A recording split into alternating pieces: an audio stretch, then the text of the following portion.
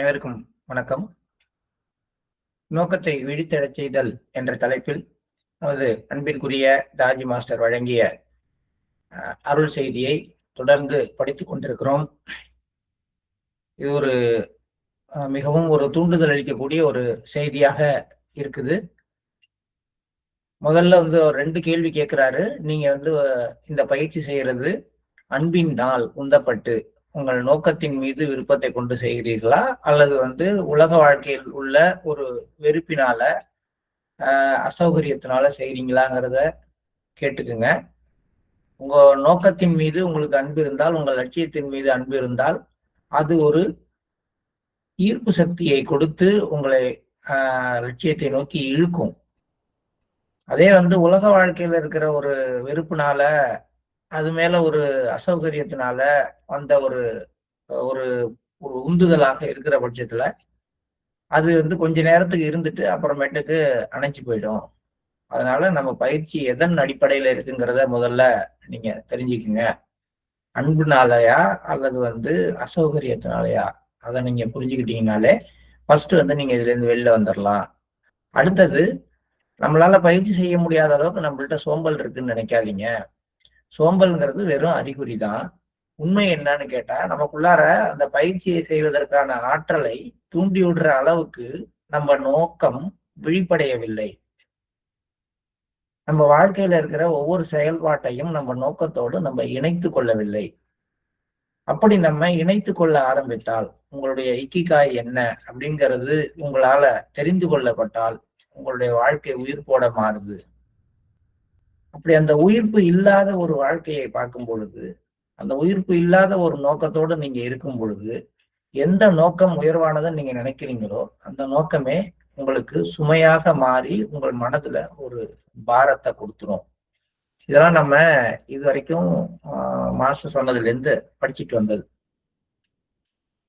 நோக்கம் என்பது சிந்திக்கின்ற ஒரு விஷயம் அல்ல, அது நீங்கள் உணர்கின்ற ஒன்று.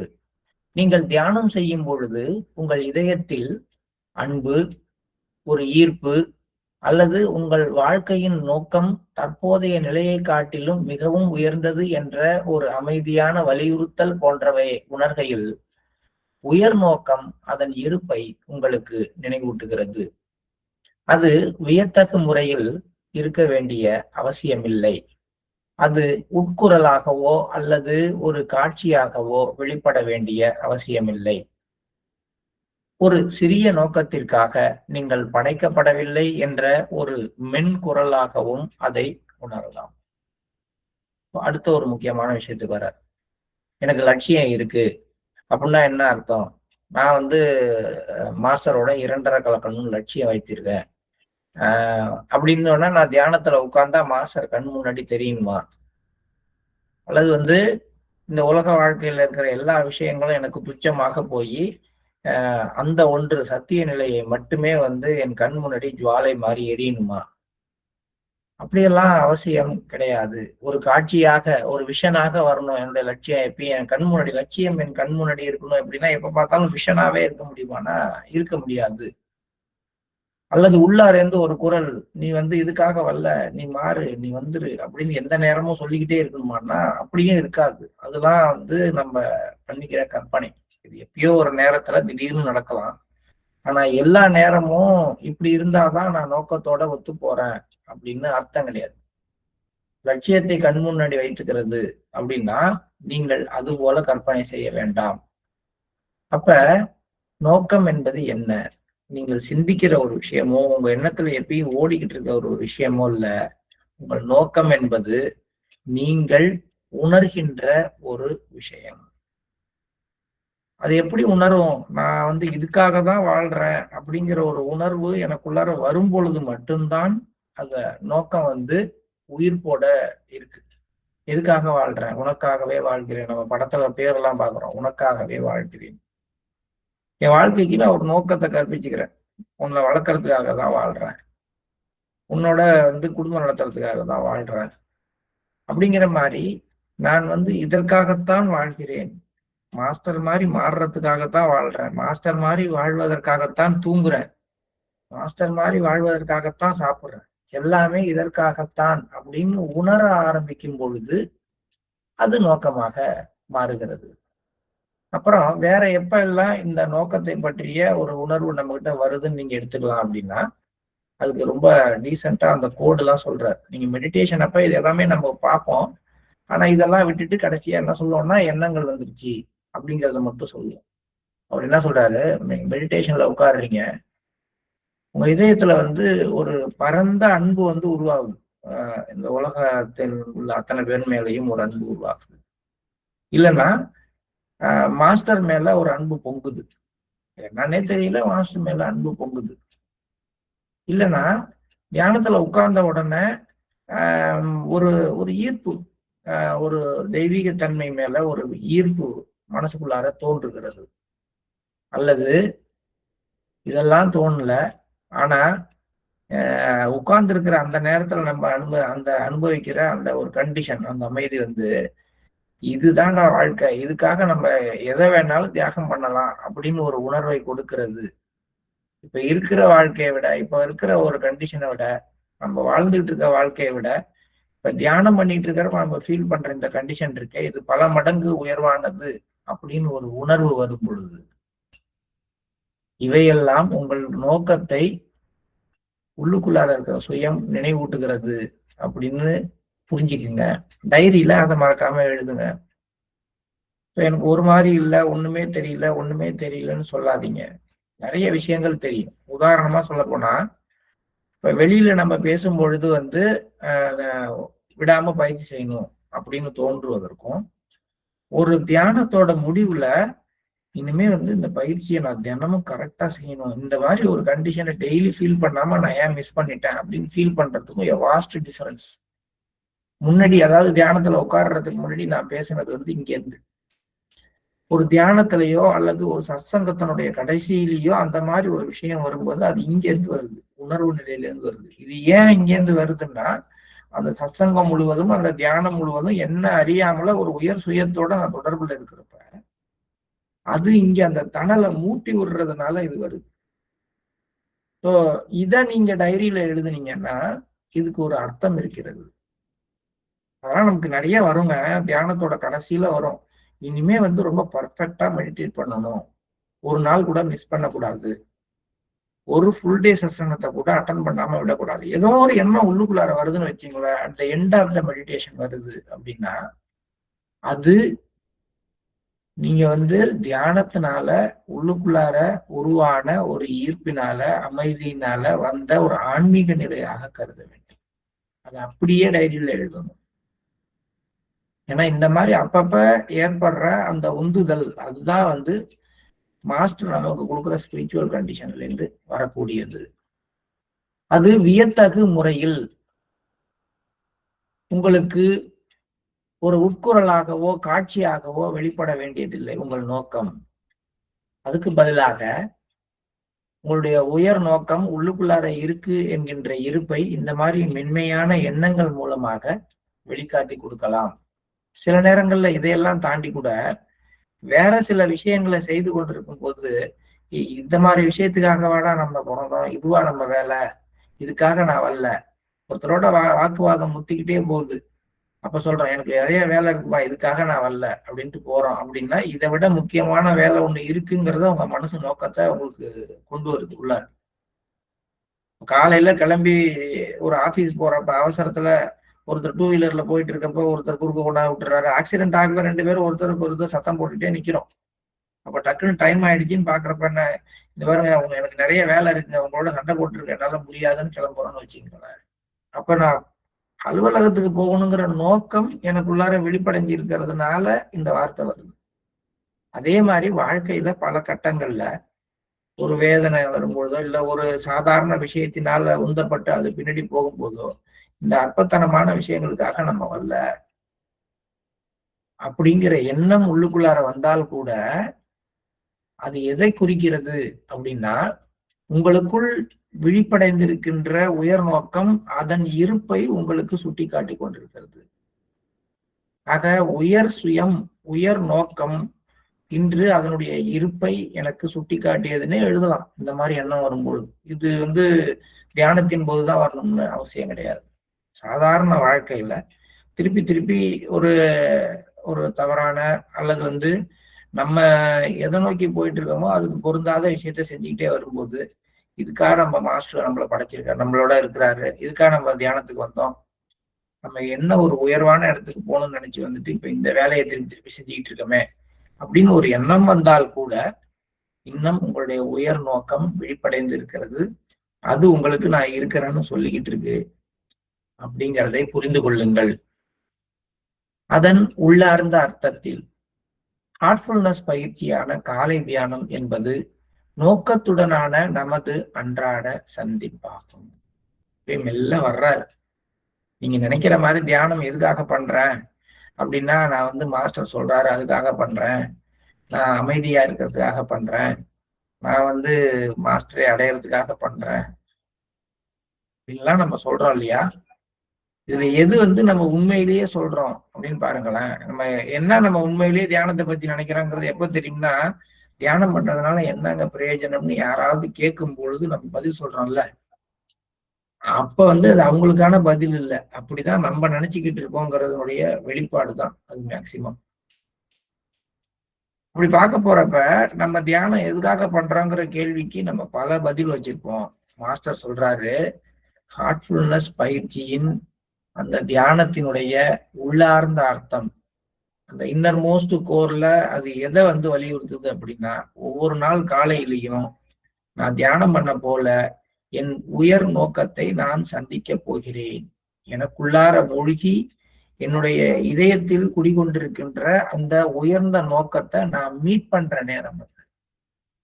நான் அதை மீட் பண்ணாதான் அது இருக்குங்கிறத எனக்கு தெரியும். மீட் பண்ணவே இல்லைன்னா அங்கதான் இருப்பாருன்னு நினைச்சுக்கிட்டே இருக்கேன், ஆனா போய் பார்க்கவே இல்லை. ஒருவேளை அவர் இங்க இருந்தா கூட நான் போய் பார்க்கல, 2 நாளைக்கு பார்க்கல, 3 நாளைக்கு பார்க்கலன்னா அவர் இருப்பதை நான் என்ன பண்ணிடுவேன், மறந்து விடுவேன். அதனாலதான் என்ன பண்றோம், காலை தியானம் என்பது அந்த மாதிரி ஒரு நோக்கம் எனக்குள்ள இருக்கு. எந்த மாதிரி ஒரு நோக்கம், இந்த உலக வாழ்க்கை இருக்கிற அற்பமான சுகங்களை அனுபவிப்பதற்காக நான் வரல, இதை விட ஒரு முக்கியமான ஒரு லட்சியம் இருக்கிறது, ஒரு பேரானந்தம் இருக்கிறது, அதை நோக்கி நான் உந்தப்பட்டு போயிட்டு இருக்கேன், அதுதான் என்னுடைய நோக்கம் அப்படிங்கிறதை நான் ஒவ்வொரு நாளும் நினைவுபடுத்திக்கிறதுக்கு, அந்த நோக்கத்தை நான் உட்புறமாக சந்திப்பதற்குத்தான் காலை தியானம் செய்கின்றேன். இப்படி ஒரு உணர்வோட நம்ம காலை தியானம் பண்ணோம்னா எப்படி இருக்கும்? காலையில தியானம் பண்ண போறப்பயே என்னுடைய அந்த உன்னதமான லட்சியத்தை சந்திக்கின்ற நேரம் இது. மீட்டிங் டைம், இது டீ டைம் மாதிரி, இது மீட்டிங் டைம். எதை மீட் பண்ண போறேன், எனக்குள்ளார கனன்று கொண்டிருக்கின்ற என்னுடைய உள்ளார்ந்த சுயத்தின் நோக்கத்தை நான் போய் சந்திக்க போகிறேன். பிராணாகுதி எனப்படும் யோக பரிமாற்றம் இதயத்தினுள் நுழையும் பொழுது அது மனதை அமைதிப்படுத்துவதை காட்டிலும் மேலான பலனை அளிக்கிறது. இது 2வது விஷயம் சொல்றாரு. டிரான்ஸ்மிஷன் உள்ள போகுது, அதோட எஃபெக்ட் எப்படி இருக்கும்? டிரான்ஸ்மிஷன் உள்ள போனா மைண்ட் காம் ஆயிடும். அது கிடையாதுங்க, அது ஒரு சைடு எஃபெக்ட். அது அதை காட்டிலும் மேலான பலனை அளிக்கிறது. என்ன மேலான பலன்? அது உள்முக திசை காட்டியின் திசையையே மாற்றுகிறது. இன்னர் காம்பஸ் என்ன பண்ணுது, எதுக்காக பிறந்தோம், என்ன செஞ்சிட்டு இருக்கோம் அப்படிங்கிறப்ப அந்த காம்பஸ் இப்படி திரும்பி சந்தோஷமா இருக்கிறதுக்காக, வாழ்க்கையை அனுபவிக்கிறதுக்காக பிறந்தாங்கிற மக்கள் திரும்பி நிக்குது. ஒவ்வொரு டிரான்ஸ்மிஷன் நம்ம ரிசீவ் பண்ணும் பொழுதும் அந்த காம்பஸ் அந்த டிரான்ஸ்மிஷன் திருப்பி விடுது. இந்த மாதிரி அற்பமான சுகங்களை, அனித்தியமான விஷயங்களை அனுபவிப்பதற்காக நம்முடைய பிறவி இல்லை அப்படின்னு அந்த உள்முக திசை காட்டியினுடைய திசையை மாற்றுவதைத்தான் அந்த டிரான்ஸ்மிஷன் செய்கிறது. அது நம்முடைய இலக்கு என்ன, இந்த பயணம் ஏன் இன்றியமையாதது என்பதை நாம் சிந்திப்பதை காட்டிலும் மிகவும் ஆழமாக நமக்கு நினைவூட்டுகிறது. இதுதான் சொல்லி கொடுத்த சொல்ல தாண்டி டிரான்ஸ்மிஷன் பண்ற வேலை. ஒரு டிரான்ஸ்மிஷன் உள்ள போகும் பொழுது அது என்ன நிகழ்த்துகிறதுங்கிறத நம்ம உணரணுங்கிறார்.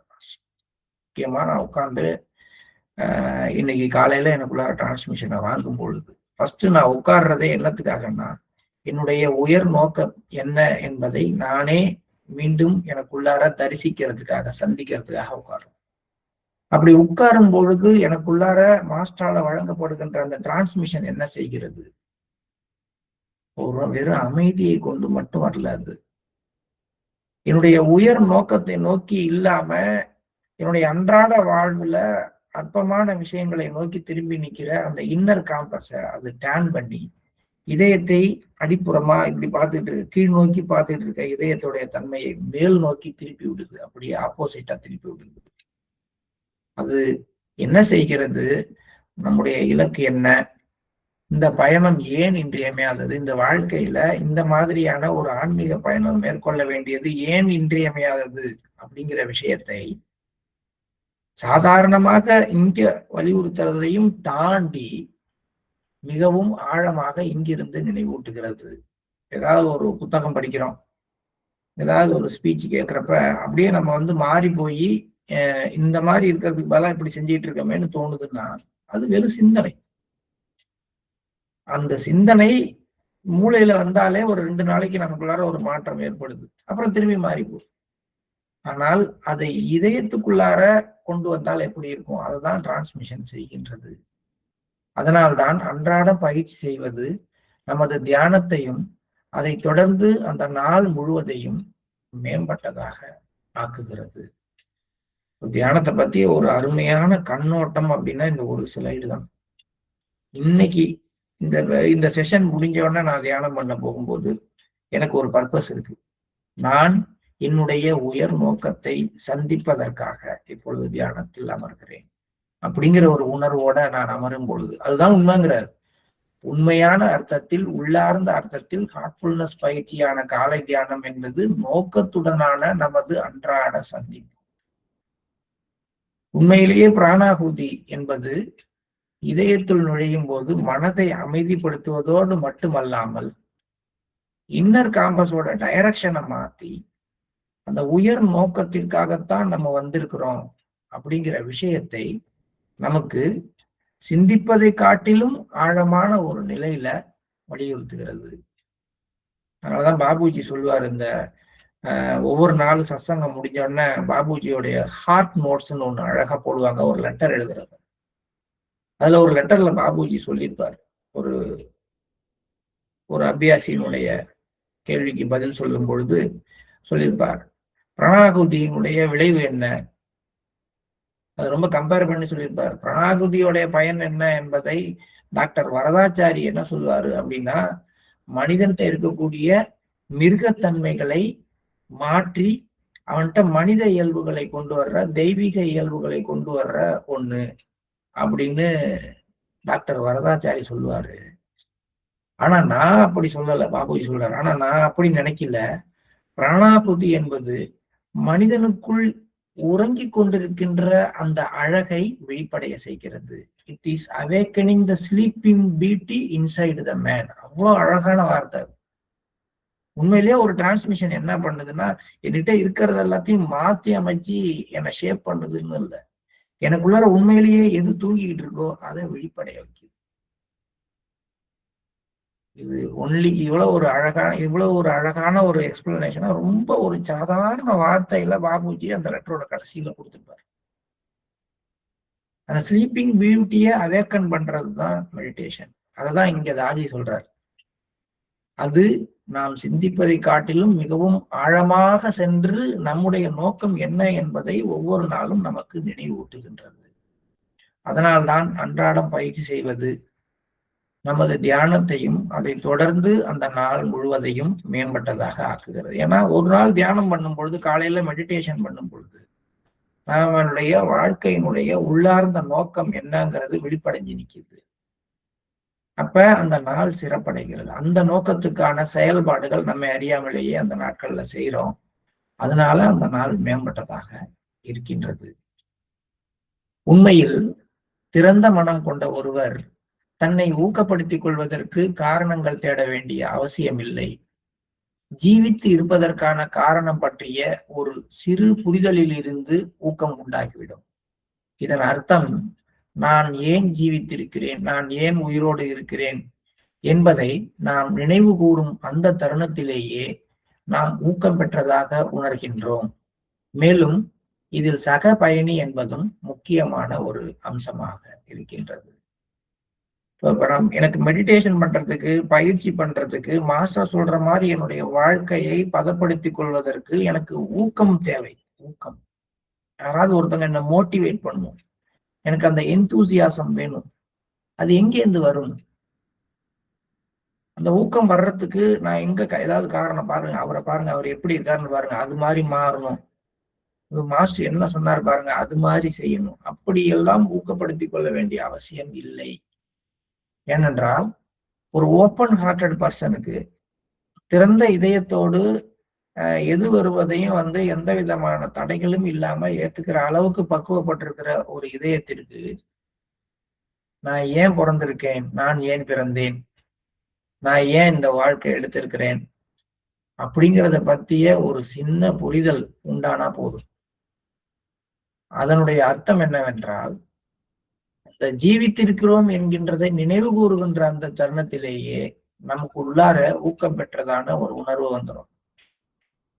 தமிழ்ல நீங்க ஆன்மீகம் அழைக்கிறது அப்படின்னு ஜாரிஜி அவருடைய தமிழ் டாக்கெல்லாம் கலெக்ட் பண்ணி ஒரு 3 பாகம் போட்டிருப்பாங்க.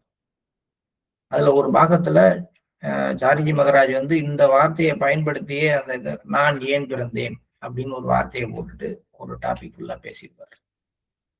இந்த நான் ஏன் பிறந்தேன் அப்படின்னு நான் சிந்திச்சு, நான் ஏன் வாழ்ந்துட்டு இருக்கேன் அப்படிங்கிறத சிந்திச்சு, நான் ஏன் ஜீவித்து இருக்கிறேன் அப்படிங்கிறதுக்கான ஒரு சின்ன புரிதல் எனக்குள்ளார வந்துருச்சுன்னா, இதுக்குதான் இந்த வாழ்க்கை எடுத்திருக்கேங்கிற ஒரு புரிதல் வந்துருச்சுன்னா, அந்த புரிதலே உள்ளார்ந்த ஒரு ஊக்கத்தை உருவாக்குகிறது. அதுக்கு வேறு எந்த காரணமும் தேவையில்லை. இது ஃபர்ஸ்ட் பாயிண்ட். இதுல 2வது ஒரு முக்கியமான விஷயம் இருக்கு. என்னன்னா, சக பயணி. 2 விஷயம். ஒண்ணு உங்களுடைய நோக்கம் வெளிப்படைந்து விட்டால் அதுவே உங்களுக்கு ஊக்கத்தை தர ஆரம்பித்து விடுகிறது. சரி, இந்த நோக்கம் வெளிப்படைறதுக்கு நான் என்ன பண்றது? தியானத்துல உட்காருங்க.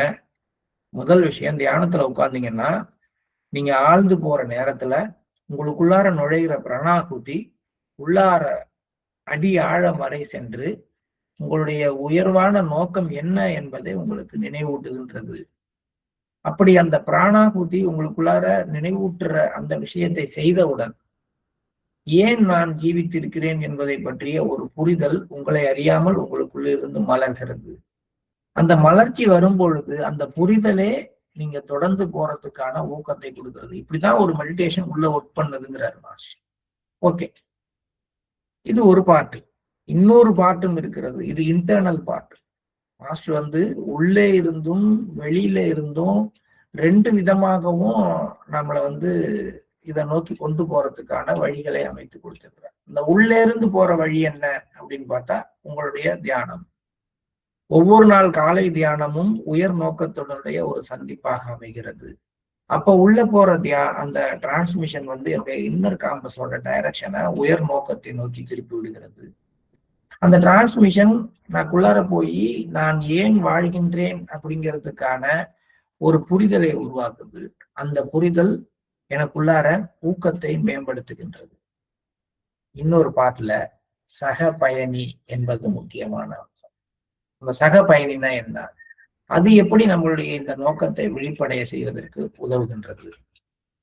அதுதான் சத் சங்கம். இப்ப சத் சங்கம் என்னும் சத்தியத்துடனான ஒரு இணைப்பு. இதுதான் சக பயணிங்கிற வார்த்தையில மாஸ்டர் சொல்ல வர்றார். நீங்க தனியா உட்கார்ந்து தியானம் பண்ணா இப்படி எல்லாம் உங்களுக்குள்ளார நோக்கம்லாம் வரும். பட் பல நேரங்கள்ல என்ன ஆகும்னு கேட்டா, அதை விட புறக்காரணிகள் நம்மளை ஆழமாக தாக்குற மாதிரி ஒரு சூழ்நிலை வரும் பொழுது இந்த மென்மையான உட்குரல் நமக்கு கேட்காம மறைஞ்சுவிடும். அதனால டிரான்ஸ்மிஷன் எஃபெக்டோட இல்லைன்னு இல்லை, டிரான்ஸ்மிஷன் எஃபெக்டோட இருக்கு. அது உள்ள போய் நம்ம ஜீவிதத்துக்கான அர்த்தத்தை புரிய வைக்குது. அதனால நமக்கு ஊக்கம் கிடைக்குதுங்கிறது உண்மைதான். இது ஒரு 50% உள்ளார இருந்து வருது. பட் வெளிப்புறத்துல இருந்து வரக்கூடிய காரணிகளோட தாக்கம் அதை விட அதிகமாக இருக்கும் பொழுது இந்த உட்குரல் நமக்கு கேட்காத போது திரும்பி நம்ம டைவர்ட் ஆகிறோம். அப்ப அங்கதான் சக பயணிங்கிற கான்செப்ட் ஒர்க் அவுட் ஆகுது. சக பயணின்னா யாரு? என்ன மாதிரியே இந்த மாதிரி உயர் நோக்கத்துக்காக பயணம் பண்றவன் தானே சக பயணி. அப்ப அந்த மாதிரி சக பயணிகளை நான் சந்திக்கிற இடம்தான் சத்சங்கம். டெல்லிக்கு போற இன்னும் 4-5 பேரை நான் பார்த்துட்டேன், இல்ல ஷாஜகான்பூர் போறதுக்கான இன்னொரு 4-5 பேரை ட்ரெயின்ல பார்த்துட்டேன்னா எனக்கு குதூகலம் ஆயிடும். அந்த 4-5 பேர் என்னோட இருக்கிறாங்க.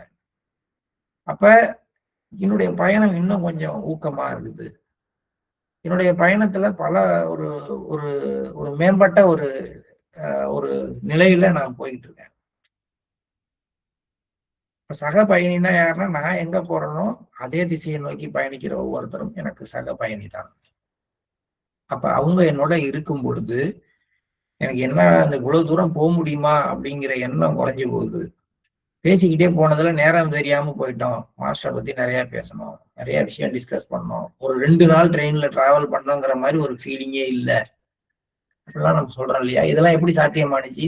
சத்சங்கத்தினால் சாத்தியமானுச்சு. சத்சங்கம்னா கண்ணை மூடி அமர்றது அப்படிங்கிறதல்ல, அது உள்முகரமாக எல்லாரும் இணைவது. அந்த நோக்கத்தோடு இருக்கிற சக பயணிகளோடு இருப்பதே ஒரு சத்சங்கம் தான். இந்த இணைப்பு என்ன செய்கிறது? பனிக்கட்டியின் மீது விழுகின்ற சூரிய ஒளியை போன்று சோம்பலின் மீது செயலாற்றுகிறது. இது நம்ம ரொம்ப டீப்பா போயிட்டு மாஸ்டர் சொல்ற மாதிரி ஒரு சத்சங்கத்துல உட்கார்ந்துட்டோம்னா, சத்சங்கத்துல ஒரு அந்த சூரிய வெளிச்சம் மாதிரி டிரான்ஸ்மிஷன் உள்ள நம்ம சோம்பலை கரைக்குது அப்படிலாம் நம்ம நினைக்க வேண்டியது இல்லை. சாதாரணமா நினைச்சு பாருங்க. காலம்பரை வீட்டுல 6 மணி வரைக்கும் எந்திரிக்காம தூங்குற நம்ம கங்காவுக்கு போனா எப்படி 4:30 மணிக்கெல்லாம் எந்திரிச்சு குளிக்க போறோம் குளூர்ல? ஏன்னா அதே மாதிரி நோக்கம் உள்ள மனிதர்களோட இருக்கும். கண்ணை முழிச்சு பாக்குறப்ப நமக்கு முன்னாடியே ஒரு ஆள் எந்திரிச்சு ட்ரெஸ்ஸை எடுத்துக்கிட்டு பேஸ்ட் பிரஷ் எடுத்துட்டு நடந்து போறதை பார்க்கும் பொழுது, ஆகா நம்ம லேட்டு அப்படின்றப்ப அப்ப சோம்பேறித்தனம் எங்க போனுச்சு? இன்னும் கொஞ்சம் நேரம் போர்வை இழுத்து மூடிக்குவாங்கிற எண்ணம் எங்க போச்சு? பனிக்கட்டியின் மீது விழுகின்ற சூரிய ஒளியை போன்று இந்த சக பயணிகளோடு இணைந்திருக்கிற அந்த சத்சங்கம் நம்ம சோம்பலை அப்படியே கரைச்சி விட்டுருது. அப்ப இது மாதிரி மனிதர்களோட சேர்ந்துக்கும் இப்ப காலம்பரை புக் ரீடிங்கிறதே ஒரு சத்சங்கம் தான். இப்ப இதுக்காக நம்ம காலம்பரை 4:45 4:55 ரெடி ஆகிறோம்ல. அப்ப நம்ம சோம்பல் எங்க போனுச்சு? ஏனென்றால் இந்த சத்சங்கம் அந்த சோம்பல் மீது ஒரு பனிக்கட்டியின் மீது விழுகின்ற சூரிய ஒளியை போல பட்டு கரைய வச்சிருச்சு. நோக்கத்தில் தீவிர முனைப்பு கொண்டிருக்கும் ஒருவருடன் நாம் இருக்கும்போது நமக்குள் சுடர் விட்டு கொண்டிருக்கும் தகித்து கொண்டிருக்கும் நோக்கத்தை நாம் நினைவில் கொள்கிறோம். அப்ப அதனாலதான் மாஸ்டரை பார்க்க போறப்ப இதயம் கரையுது, அப்படியே தவிக்குது. நான் இன்னும் நல்லா பண்ணணும், இன்னும் நல்லா மேம்பட்டு வரணும், இன்னும் என்ன பர்ஃபெக்ட் ஆகணுங்கிற எண்ணம் அங்க போய் ஆசிரமத்துக்குள்ளார நுழைஞ்சு கொஞ்ச நேரத்துல நமக்குள்ளார தகிக்க ஆரம்பிக்குது. ஆனா திரும்பி வரும்பொழுது அது கொஞ்சம் கொஞ்சமா குறைஞ்சு போகுது. காரணம் என்ன? ஏற்கனவே அங்க சுடர் விட்டு தகித்து கொண்டிருக்கிற ஒன்னை சந்திக்கிறேன், அது பக்கத்துல இருக்கிறேன், அது எனக்குள்ளாரையும் அந்த தணலை தூண்டி விடுகிறது. சுடர் அப்படிங்கிறத விட தணல் அப்படின்னு சொல்லணும். சுடருங்கிறது கூட வெளியில தான் இருக்கும், உள்ளார தணல் எப்படி இருக்குன்னு தெரியாது. உண்மையா சொல்லணும்னா it is not a flame, அது உள்ளுக்குள்ளார இருக்கிற ஃபயர். அந்த தணலை அது தூண்டி விட்டுருது. அப்ப மாஸ்டர் மாதிரி ஒருத்தர் பக்கத்துல நம்ம இருக்கும் பொழுது நமக்குள்ளாரையும் அந்த நோக்கத்திற்கான லட்சியத்திற்கான தணல் தூண்டிவிடப்படுகிறது. அந்த தீவிர முனைப்பு என்னும் நெருப்பு வார்த்தைகளோ அல்லது அறிவுறுத்தல்களோ இன்றி ஒருவருக்கொருவர் அருகில் இருப்பதன் மூலம் ஒருவரின் இதயத்திலிருந்து மற்றொருவர் இதயத்திற்கு பரவுகின்றது. இதை நீங்க ஒரு 2 அபியாசியோ இல்ல ஒரு அபியாசி, ஒரு பிரிசெப்டர், இல்லது ஒரு சில பிரிசெப்டர்கள், ஒரு மூத்த பிரிசெப்டர், இல்லைன்னா நம்ம எல்லாரும் மாஸ்டர் பக்கத்துல எப்படி வேணாலும் நீங்க பார்க்கலாம். இது என்னன்னா இதுல ஒருத்தர்கிட்ட இருக்கக்கூடிய ஒரு நல்ல விஷயம், அவர்கிட்ட இருக்கக்கூடிய ஒரு கனல், அந்த ஜுவாலையானது எல்லாருக்குள்ளாரையும் எந்த விதமான பேச்சுவார்த்தையும் இல்லாமலேயே தூண்டிவிடப்படுகிறது. இதுதான் ரெசனேஷன் அப்படின்னு சொல்றோம். சத்சங்கத்தோடைய வேலையே அதுதான். அப்ப 2 விஷயத்தை பத்தி மாஸ்டர் சொல்ல வந்திருக்காரு. ஒண்ணு நம்மளுடைய நோக்கம் வெளிப்படைகிறதுக்கான வாய்ப்பு நம்முடைய காலை நேர தியானத்தினால உருவாகுது. அது உள்ளுக்குள்ளார போய் ஜீவிதத்திற்கான புரிதலை உருவாக்கி உட்புறமாக ஊக்கத்தை தூண்டுகிறது. இன்னொரு பக்கம் நம்ம சக பயணிகளோடு சத்சங்கத்தில் இருக்கும் பொழுது அந்த நோக்கம் ஏற்கனவே தகித்து கொண்டிருக்கிற ஒருவரோடு நாம் அருகில் இருக்கும் பொழுது நம்மை அறியாமலேயே அவரோடு நாம எதுவும் பேசாமலேயே அவர்கிட்ட இருக்கிற அந்த தணல் எனக்குள்ளாரையும் தூண்டிவிடப்படுகிறது. இப்ப அந்த மாதிரி ஒரு மனிதரோட நம்ம கிட்டக்க இருக்கும் பொழுது இந்த சோம்பல்ங்கிற விஷயம் நம்மளை அறியாமலே கரைஞ்சி ஓடிவிடும். நீங்க ஒரு 5 பேர் 6 பேர் சேர்ந்து ஒரு 10 நாளைக்கு உட்கார்ந்து ஒரு இடத்துல தியானம் பண்ணி பாருங்க, காலையில சோம்பலே இருக்காது. உங்க வீட்டுக்குள்ளார இருந்து பாருங்க, உங்களுக்கு சோம்பல் இருக்கும். ஏன்னா நீங்க தான் எந்திரிப்பீங்க, மிச்சம் எல்லாம் தூங்கிட்டு இருப்பாங்க. கண்ணை முடிச்சு பார்க்கும் பொழுது நமக்கு பக்கத்துல இருக்கிறவர் அவரும் வந்து எந்திரிச்சு குளிச்சுட்டு தியானம் பண்றதுக்கு ரெடி ஆகிறவரை பார்க்கும் பொழுது உங்க உணர்வு எப்படி இருக்கும்?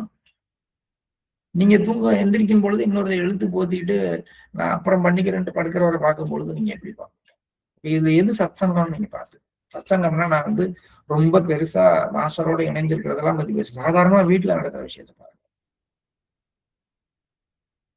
அப்ப போட்டி போட்டுக்கொண்டு ஒரு கணவனும் மனைவியும் இல்ல வந்து ஒரு ஒரு வீட்டுல இருக்கிற அப்பா அம்மாவும் பிள்ளையும் போட்டி போட்டுக்கிட்டு நான் தான் முதல்ல எந்திரிச்சு தியானத்துல உட்காருவேன் அப்படின்னு போற ஒரு குடும்பமே சத்சங்கம் தான்.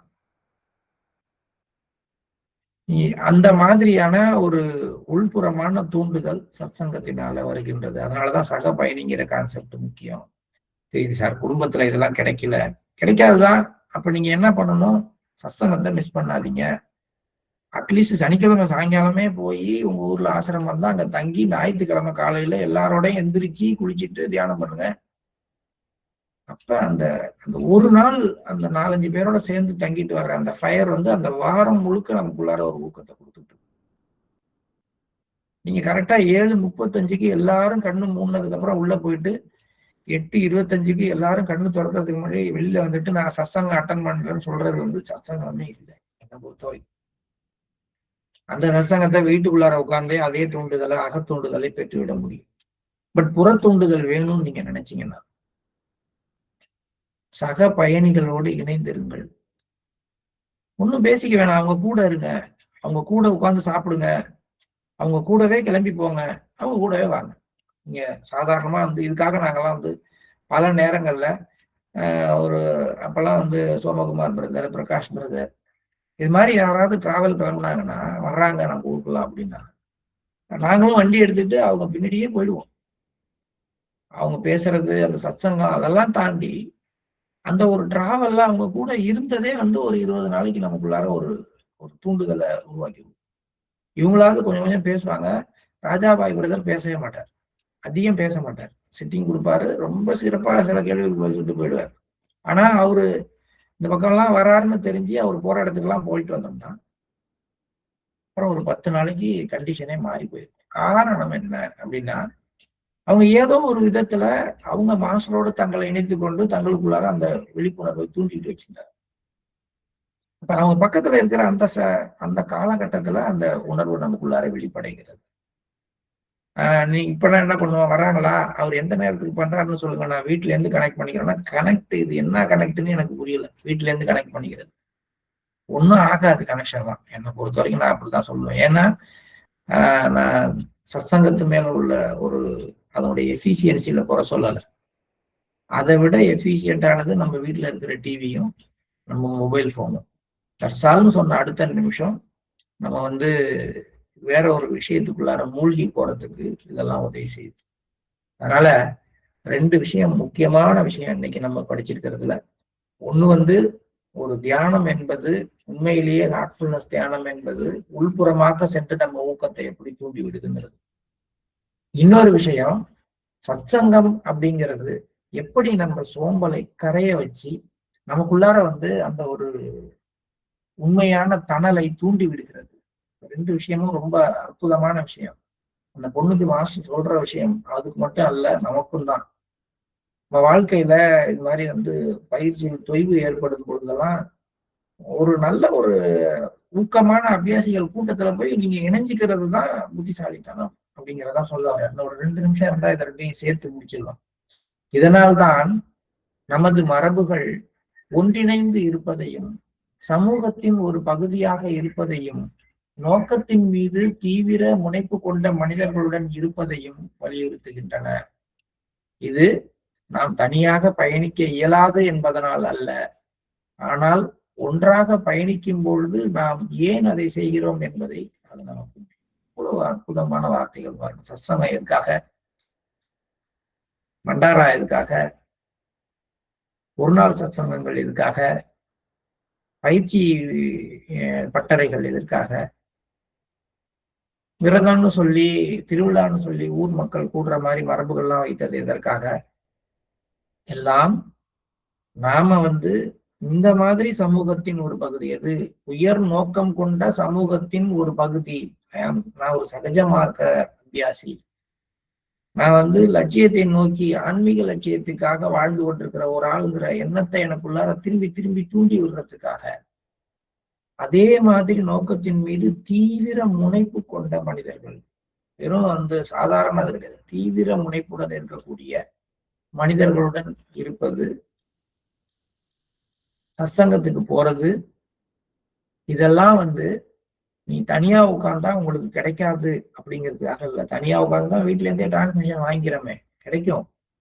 ஆனால் ஒன்றாக பயணிக்கும் பொழுது ஏன் நாம செய்யறோங்கிற அந்த அர்த்தமும் நமக்குள்ளார தூண்டி விடப்படுகிறது. இல்லைன்னா நான் லைவ் டெலிகாஸ்ட்ல அட்டன் பண்ணிட்டேன், முடிஞ்சு போச்சு, நான் லைவ் டெலிகாஸ்ட்ல அட்டன் பண்ணிட்டேன், சரியா போச்சுன்னு சொல்லிக்கிட்டே இருப்போமே ஒழிய, நம்ம வாழ்க்கையில அதை அணுகிறதுக்கான, நடைமுறைப்படுத்துறதுக்கான உள்ளார்ந்த தூண்டுதல் நம்மளால பெற இயலாது. இதுதான் மாஸ்டர்ல சொல்ல வர்றேன். ஸோ அந்த ஃபர்ஸ்ட் ஸ்டெப் அப்படிங்கிறத பத்தி நாளைக்கு பார்ப்போம். இப்ப நம்ம காலை நேர தியானத்துக்கு சொல்றோம்.